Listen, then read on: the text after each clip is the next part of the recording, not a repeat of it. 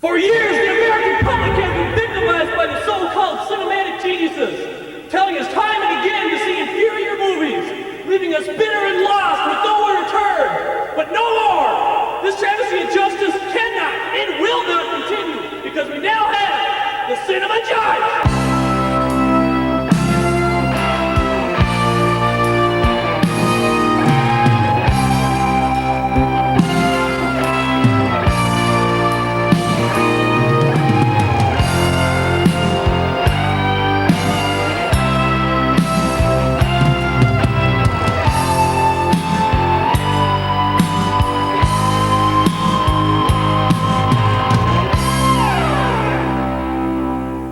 Hello and welcome to the Cinema Judge. For all my regulars, thank you so much for stopping by again. I truly appreciate it. You know at the end, I always thank you as much as I can individually. And for those that just drop in occasionally, thanks. I appreciate you coming back.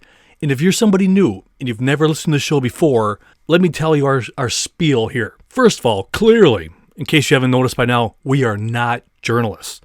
We haven't gotten any elite Ivy League school and paid thousands of dollars to have somebody else tell us what it takes to make a good movie.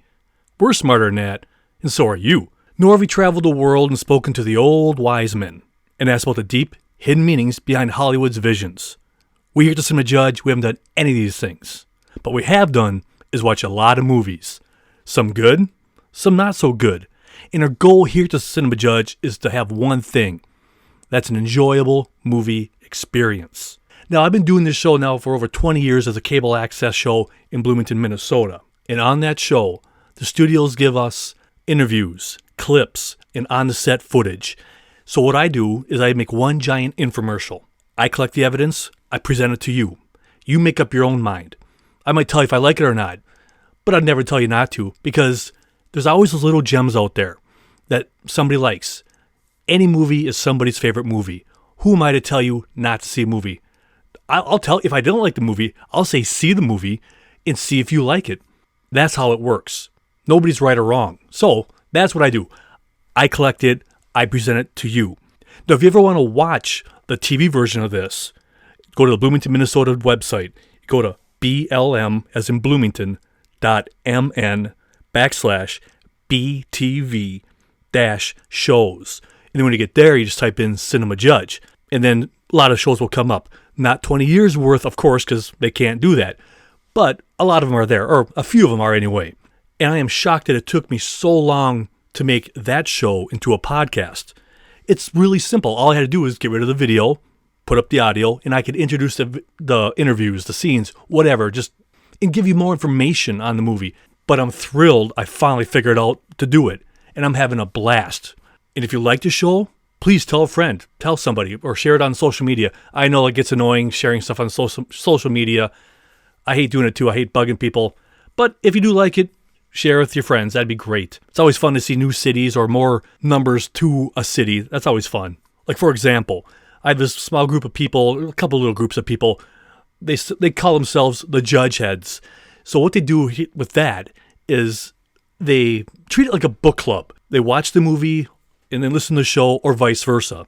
And then they all talk about it and use this as a companion piece. Because there's so much information that the actors talk about, the directors, the producers. It gives you a much more in-depth look at just than the 5-minute thing you see on like some of those late night shows, which are great, mind you, they're awesome. But this is an intimate, or I shouldn't say intimate, but a little bit more in depth than any of those other stuff. It's like, this is usually a 29-minute show or so on just the TV version, and sometimes it gets longer on this because I'm rambling more. But that's the deal. So I think it's just so cool that people use this and then they watch movies and then they go back and forth with it. Use this to enjoy movies more. With all that being said, approaching the bench today, we have breaking news in Yuba County. And this is one of those fine examples of this isn't a major blockbuster, but this cast is so talented. The director is so skilled. Everybody who's in this film has such a long list of other projects that they've done. And it's just one of those times when, kind of like when you used to walk around the video rental store, even if you're now scrolling through movies on whatever platform, you see a movie with all these stars, but you've never heard of it, or else it was in and out of the theaters really quick, or just for whatever reason was not very much on people's radar. And I think that might be the case with this one. It has tons of stars and a lot of talent, but maybe MGM just didn't know how to promote it with all this craziness going on right now. Where to put it? Do you put it on a platform? Do you put it for pay for rent? There's so many variables. I just don't think they knew how to promote this film properly. So in a nutshell, let me tell you what this movie's about. A woman takes advantage of her growing celebrity status when the police and the public think her dead husband is just missing. And this movie stars Allison Janney, who plays Sue Buttons, Mila Kunis, who plays Nancy, Regina Hall, Detective Harris, Awkwafina, and Wanda Sykes, just to name a few. So here is a brief trailer for breaking news in Yuba County. Where's Carl? I think someone took him. Who would take Carl? Can you think of someone who might want to harm your brother? No. Oh, dear. So if you did something, I can help you. Are you afraid? Yes. It's been a weekend of horror in Yuba County. I swear these white bitches are crazy. See what I mean? Painfully short and doesn't really depict what the movie's about at all. But that's all they gave me. My hands are tied. Now up first, we're going to have director of this film, Tate Taylor. Now you probably know him from the TV show directing Filthy Rich, the 2020 film Ava, 2019 film Ma, the 2016 film The Girl on the Train, and then again for a TV show Grace and Frankie, 2014 Get On Up, and of course the 2011 film The Help. And in this interview, it's just spectacular. These are one of those cool interviews where you get behind the scenes of a director when he receives the script. And this is kind of off subject briefly. I would love to see shows on this. See somebody when they receive a script, what they do with it, how long it takes them to read it, what they feel about it. So right here you get a little sliver of that. His agent gives him it. He says, I don't have time for this. But then the next day he reads it and realizes this is right up my alley. My agent called me and he goes, I have a script you have to read. And I said, God, I can't have time to read anything right now. And he goes, no, this is you. So I said, okay. And I put it off a day. And he said, all right, it's time sensitive. And I said, okay. So I picked it up and that was it. It was me. This is my sense of humor and my tone right down the middle. So we made it work. Up next, we're going to have a little bit more from the director, talking about receiving the script again, and a little bit of why he really wanted to get involved. The script was brought to me by my agent.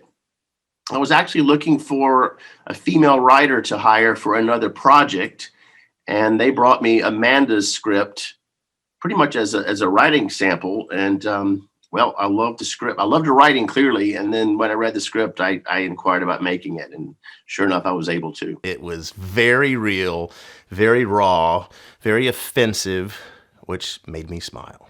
Coming up next, you're going to hear from Wanda Sykes, who plays Rita. Now, you know Wanda Sykes. What an incredible talent. What a comic actress. You name it, she can do it. You've seen her recently in Friendsgiving, TV show Blackish, the Bad Mom movies. And again, I could go on. But here she is talking about how she felt when we received the script, about working with this cast and everybody involved. And again, I said it before, this is so wonderful to get inside their head of what drives them to scripts, and what makes them feel so hungry to make these films. So here's Wanda Sykes talking about that whole process. I love Amanda. Oh man, Amanda Adoko, she wrote a great script. When my agent sent it to me, I was like, it was automatic. I was like, yes, I want to do this. All these strong women, ensemble cast, and I just love the writing. I love the character Rita. They all were so specific. It wasn't just like, woman 1, woman 2, woman 3. It was these great characters. And so, yeah, I thought she did a great job. I told Amanda that she has to put me in all her movies now. So coming up next, we're going to hear a little bit more from Wanda talking about the characters in this film. You know what? One thing in common, I would say that they're all they're looking for either excitement, for love, for fame. I guess they just want to be seen want to be heard, want to matter. And what else can I say about them? They're funny, they're quirky. And then, but there's a lot of heart there. There's a lot of heart too. You know what? No, there's no heart. I don't know what I'm talking about. There's no heart. No. Next, we're going to hear from Allison Janney, who plays Sue Buttons. Now, you, of course, know her from the recent TV show Mom. And I'm not going to list all her stuff because she's been in so much great work. I could spend hours talking about her. So let's give you a brief rundown if you've never seen Mom. She was in the 2019 film Bombshell. And I'm going to say this TV show wrong because that's what I do. The Kaminsky Method, 2019 film Bad Education, and Ma, and Troop Zero, the monster hit, the 2017 film I, Tanya, 2016 The Girl on the Train, 2015 Spy, 2014 Get On Up, in an incredibly underrated show. If you never saw Mr. Sunshine, it is with her and Matthew Perry. It didn't last long, but it was this incredibly dark but funny TV show. If you find it anywhere, give it a shot. She was also on that. And again, I could go on and on with her. But in this interview, she talks about her character. Sue's kind of a forgotten woman. She's a woman who is invisible to most people in her life, including her husband and her sister and her at work. She's just a woman that nobody pays much attention to. We're going to hear next from the director. He talks about how he just knew who had to play Sue. These two have worked together before. So once they've worked together, they know each other's working style. But it's just wonderful to hear when he first read that character, she has to play this role. When I came across the character of Sue Buttons in the script, Allison Janney immediately popped into my mind. Like, it was her. After that page, I could not get her out of my mind as that character. And it plays into all of her skills. Allison can do anything, and this was a movie in which you can do everything tonally in one scene. It's a lot of hard work, but that's just who it had to be. We're going to hear next from Allison. She's going to talk a little bit more about her character and why she does what she does. She's looking for attention. She wants to be loved and she wants to be paid attention to. And she doesn't have any of those things. And the way she goes about it is pretty twisted. Now, in the vein of that last interview, we're going to play a clip for you. In this clip, we have her character at a grocery store and she's picking up a cake. And the person brings her the cake and she looks at it and it's printed wrong. So it's just kind of an example of how her character is invisible. Hi. Hello. Hi. I'm picking up an order for Sue Buttons.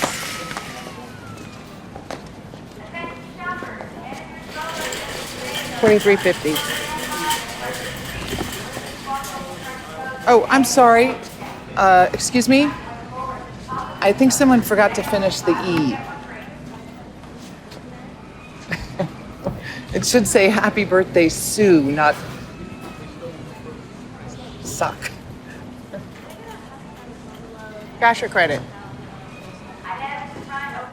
We're going to hear next from the director. And in this interview, he talks about all the different characters in this film and what they are looking for. The women of Yuba County, they all want recognition in their own way. Sue's is a desperate attempt to just feel noticed and not irrelevant. But even Regina Hall's character, she wants to be the best cop ever, and she wants to shine.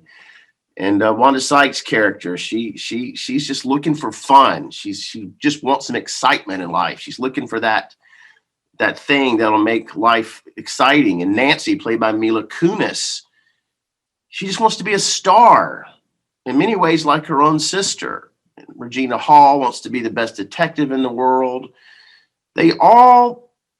Juliette Lewis she is the pinnacle of journalistic excellence, and she just wants to keep rising herself. So I think that's what's fun about the women of Yuba County is they all want to be in a better place, and they have a tough time finding it. Coming up next, we're going to hear from Regina Hall, who plays Detective Harris. You've seen her in the recent show Black Monday, and in 2019 she did Shaft and Little, 2017 Girls Trip, 2016, Uncle Buck, and Barbershop, The Next Cut, 2015, Vacation, and that's just to name a few. But in this interview, She discusses how she felt when she read the script. I loved the world. You know, when I read it, it was kind of like all these unique characters in this seemingly normal world, which it wasn't. And I just, I love that. I'm a huge Allison Janney fan, you know. I'm a huge Tate Taylor fan. There was a lot of details in the writing, and I loved how it all these storylines kind of wove together. They all seemed separate, and yet it was a part of one big, I guess, corrupt world, you know? Approaching the bench next, we have Mila Kunis, who plays Nancy. And Mila's been in so much work. So just to name a few, of course, from that 70s show, and she does the voice of Meg on Family Guy, the 2018 film The Spy Who Dumped Me, 2017, A Bad Mom's Christmas, 2015, Jupiter Ascending, 2014, Annie, 2013, Oz the Great and Powerful, 2012, Ted, 2010, the big hit, Black Swan, and The Book of Eli. And again, I could go on and on about her body of work, but in this interview, she talks a little bit about her character, Nancy. You know, it's a weird character because she's just so selfish and also not the nicest, and it was just a fun, weird woman to play that I'd never really had the opportunity to play before and also play around with. And, you know, it's just one of those characters where you show up to work and you just have fun playing with her. Next, we're going to have a little bit more from Mila. In this interview, it's a very brief one. She talks about the themes of this film and just a basic idea of what happens when people feel invisible. Thematically, it touches upon, you know, the idea of being invisible and then all of a sudden having attention, what that attention does to a person. Now, coming up next, we're going to play another clip from this film. Now, in this clip, we have Allison Janney, who plays Sue Buttons, Mila Kunis, who plays Nancy, a reporter, and Regina Hall, who plays Detective Harris. They're all standing on her porch, and it's just a little banter about trying to figure out what's going on with the situation. So here's a scene from Breaking News in Yuba County. Nancy, KTV2 News. We know. It's Officer Jones. Nancy. Mrs. Buttons. Usually in a missing person case, people call the police before they call the media. She tried. I was... May we look around, please? Can you think of anyone that might want to harm your husband? Oh my goodness, no. I mean, I don't think so. But Carl is such a sweet man. Why would anyone take him? This is a photo of me and Carl, in case you need it for all the press conferences and whatnot. Okay, great. Coming up next, we're going to hear from Mila Kunis talking about the awesomeness of Allison Janney. I love Allison. She's great. Also, for whatever reason, can play a crazy person like nobody's business. I mean, Sue is a little bit quirky, and Allison in real life, oddly not that quirky, but boy, can she tap into it really well and make it be infectious and also relatable and sympathetic. I think we could all agree Allison Janney is a force of nature. There's nothing she can't do. And she does it with such casual, easy. Obviously, what they do and what she does is not easy, but how she just delivers it with such, you know what I'm trying to say. It's just with such ease. She performs every role she attacks. And just another thing, just hearing the respect of the actors when they talk about one another like that. And could you imagine just being a fly in the wall, watching these people perform or just watching them hang out on their own and just talking? You know, because for me, you know, anytime you see somebody, you're like, oh my goodness, you're so-and-so. But they're just actors together. Anyway, didn't mean to go on a large tirade like that. Up next, we're going to have the director. Now, in this interview, he talks about how each actress, on their own, not knowing that the other actress was doing it, they all wanted their own wig. They all wanted to find the perfect wig for their character. The wigs. Oh, I love these wigs. The wigs kind of started, and all the actresses, independent of the others, no one knew they were doing this, but every actress I spoke to started off by telling me the kind of wig they wanted to wear. This just became this wig movie. Regina Hall said, I want to look really ugly. And she described the wig that she wanted. So we had it made. And Juliette Lewis described the wig that she wanted. And Wanda Sykes had this idea for this old lady wig, and it just went from there. And then hair just became brought to the forefront of our filmmaking, and the hair and the wigs even they informed our production design too. So we're very proud to call this a wig-centric movie. Next, we're going to hear from the incredibly talented Awkwafina. She plays Mina in this film. She's currently in Raya in The Last Dragon, the 2019 film Jumanji: The Next Level, the TV show The Dark Crystal: Age of Resistance, and of course the smash hit 2018's Crazy Rich Asians. And in this interview, she talks about her character. I really love Mina. When I read her for the first time, it was one of those roles that, you know, it kind of like popped out of the page. And I think that the screws in my mind were turning as to like how I'm going to play this. You know, she's a very special villain. Tate told me he loves the weirdness. And I think that's another really cool thing about this specific villain is that most of her evil is grounded in this kind of weirdness. Her dad is a very powerful criminal that wanted his money cleaned through the bank, where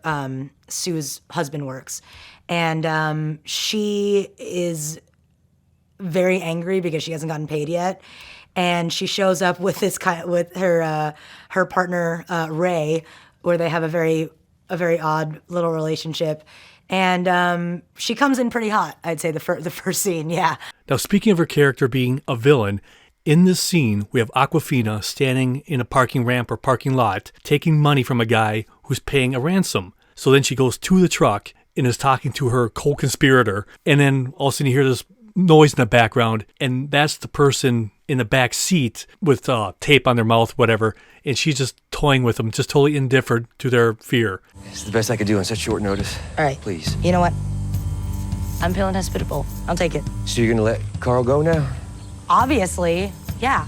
That's how ransom works. You know what ransom is, right? I do know how it works and what it means. Thank you. Easiest 20 grand I've ever made. Now maybe you can focus on getting your daddy's millions back. Can you not kill my vibe? It's a good day. It's a good day. Don't you think it's a good day?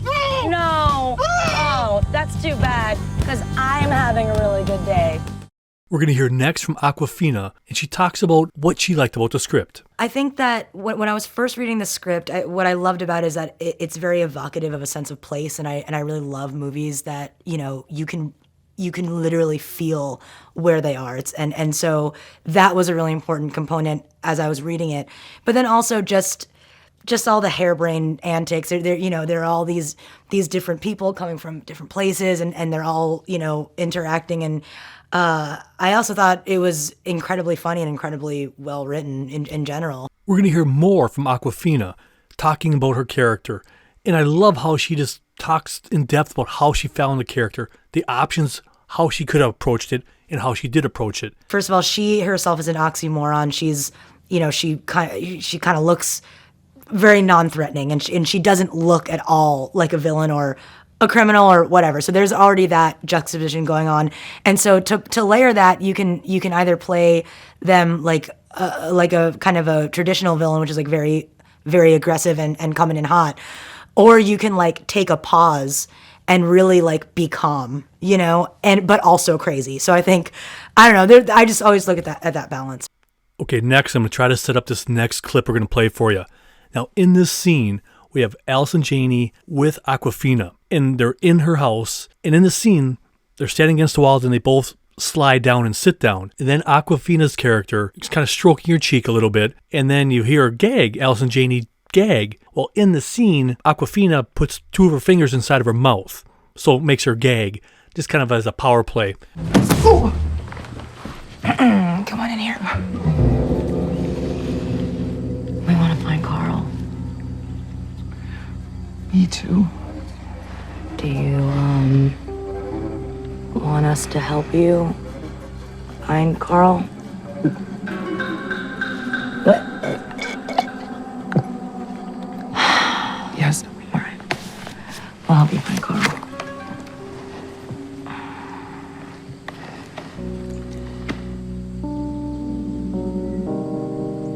Are you afraid?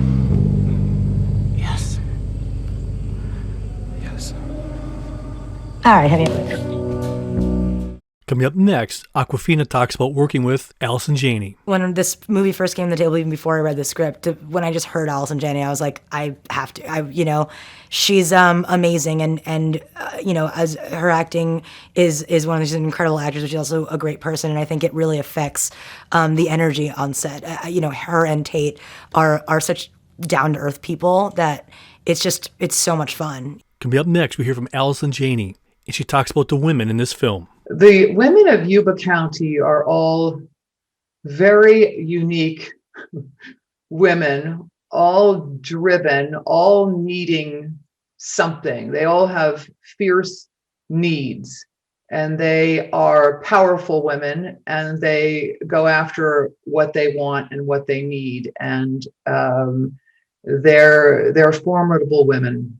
We're going to hear next from the director talking about why he's always drawn to films about women. I think I always gravitate towards female characters in general, just because females are set up to have many more obstacles than men, especially their characters. Things are just seems to be one more hurdle that a woman must go through in any field. And I think that translates to a good character. You have a set of circumstances with a male character, it's one way, but if you change the male character to female, it becomes a whole other ballgame because of the hurdles that a female must cross. And I love working with women. I was raised by a single mom, and I got sisters, and I just have an affinity for working with women, and I click with them creatively. And I also think it's very important that the way that our industry is changing to be more inclusive with female storytellers. Just like female actresses have a much deeper story than male characters. Same with female crew members. They have a lot to add. We're going to hear more from the director. And in this interview, he talks about the themes of being invisible. One of the key themes for me is avoiding becoming irrelevant. No one wants to be irrelevant. No one wants to be invisible. And as we all know, we're guinea pigs in this great experiment called social media and iPhones. So we don't know what is happening to us. But I think with everybody's need to be liked and friended, and people are feeling left behind or irrelevant, and it's how we deal with this time and technology. Coming up next, we're going to hear from the director. And in this interview, he talks about how we're going to feel for Allison's character. It's fun, it's crazy, it's violence. But with Allison as Sue Buttons, there's a pathos to it that your heart's going to break for her. You're going to understand this feeling of feeling inadequate and overlooked. And I think that's when you can bring in the drama to a black comedy and find that and thread that needle perfectly, it's a winner. Coming up next, we're going to hear from Mila Kunis talking a little bit more about working with Allison Janney. Allison is going to go down in history as one of my favorite actresses to work with. And also as one of my favorite people. She's awesome. She's great. First of all, we all know she's very talented. So, brilliant woman. But she doesn't do a thing about it. Like, she still likes to have fun, and she's really present in a scene. And it's not like she comes in and be like, I'm going to do this, and that's just what I'm going to do, and here's my shtick, and everyone else work around me. Like, she's incredibly inclusive. We're going to hear next from Allison Janney. In this interview, she talks about how living so close to each other during the shooting process made them grow closer together. I think the fact that we all lived together doing this movie at Tate's house and the houses around him, that were all within walking distance of each other, we formed this chemistry and love for each other off camera that carried through on camera, with the chemistry and comfortability we had with each other and the sense of play that we had that Tate cultivates and just gives us freedom to play on camera and off. Coming up next, we're going to have another great interview with the director. And just how Allison talked about them all living together or close to each other, that's what he likes. He likes everybody being close, being part of a team. It's just great hearing how certain filmmakers have a plan, what works for them when they're making a film. So getting to hear this is really kind of fun. When I make a movie, my actors and crew call it film camp, because I like everyone to stay together in houses and and we cook dinner and just have a fun. It's we often say that you feel guilty for being paid because we're having such a good time when you make a movie together with me. One of my favorite memories, we had a pool, and on Saturdays we would all gather to the pool and cook out and hang out and have some drinks and just the camaraderie is my favorite memory of it all, on and off camera. Coming up next, we hear from Allison Janney. In this interview, she talks about going to the director's house afterwards, playing music, drinking wine. This is just a great interview. I think that some of the most, my favorite memories are in the kitchen at Tate's house, all eating dinner and drinking wine and dancing after a hard day's work. Those were just enormously fun to blow off steam and just turn up, his sound system on high and create playlists and dance and just enjoy each other. Coming up next, we're going to hear from Awkwafina. In this interview, she talks about the director. Tate is an incredible director. He, it's an extremely free set, and I think that when you feel free and you have that trust that Tate has given me, you can do anything and you can explore and you don't have to feel like you're in a box. So I think that Tate really is very amenable to exploring the character with you, and I think that's an incredible thing to have. Coming up next, we're going to hear from Wanda Sykes talking about the director. Tate Taylor. We had such a good time shooting this movie. It was the most fun I've ever had shooting a film, really. We work hard, do those 12, 14-hour days, and then after work, it was party time. It's so much fun. We would, go back to Tate's house and we would cook together, on weekends, but, weekdays, Tate has someone we get there and there's food prepared and, started making martinis and, just end up dancing, playing music. I was a DJ. They call me DJ Snippets because, I just give you a little bit of the song. Then we move on to the next song because there's so much music out there, So I get a little taste of this, the song, and boom, move on to the next one. But we had such a good time, and the energy that Tate brings to the movie, it really just brings the cast together. Just so tight and close, and you just want to do a great job, Well, I hope you enjoyed our in-depth look at breaking news in Yuba County. Now, if you guys have any questions, comments, concerns, ways to improve the show, please feel free to let me know. cinemajudge@hotmail.com. Or if you want to go to the Facebook page and group, it's Cinema Judge Podcast TV Show, something of that nature. I would love to have people sit there and talk and banter about the show and or movies. That would be ideal. So I want to thank everybody who listens, or as much people as I can, my regulars and the new people. And again, if you do like the show, let somebody know. I would love to have more people. For my listeners in Australia, thank you. You guys are always there listening. I appreciate it. France, of course, you guys always rock. You're always listening. Thank you. In Ireland and Ukraine, you guys all the time, every episode, no matter what it is, you listen. Thank you. I hope you enjoy the show. And the listeners in Minneapolis, Minnesota, thank you so much. In more specific, Adelaide, South Australia, thank you so much. Columbus, Ohio, Stevens Point, Wisconsin, La Vista, Nebraska, thank you. Meridian, Connecticut, thanks for listening. Minnetonka, Washington, Virginia, you're always there listening. I appreciate it.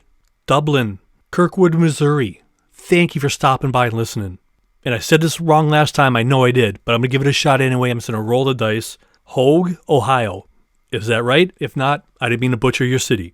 In Oakdale, Minnesota. Every one of you, I so appreciate it. Because I know each and every one of you, your lives are probably so different than they were, like to say last year at this time, or a year before. I am just grateful that you guys take time out of your busy, busy lives to come here. And that's my hope. Maybe I could dream that this could be a little oasis away from all the hectic jazz going on. So in your honor, I've been holding off not drinking this glass of bourbon, but I've been fighting it. the show suffers when I do drink from it too soon. So, as I look at this glass, I just gotta say, so until next time, be well, be good, and I'm gone. I'm Jeff. Thanks for listening to The Cinema Judge.